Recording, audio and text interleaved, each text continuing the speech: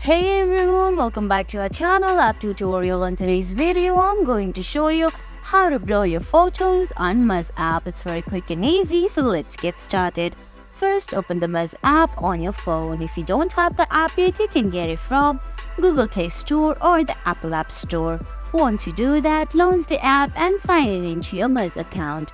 Now on your screen, you can see options like Marries, Explore, Chat and Menu. You have to go to Menu and find that Settings option in between Search Filters and Help Center. Now under Settings, you have to find Privacy option where you can see you can manage your marriage profile. Users have to select Hide My Marriage Photos and Videos option, turn it on, then the app will automatically blur all your pictures. And guys, that's it. That's how you blur your photos on Muzz app. I hope you found this video helpful.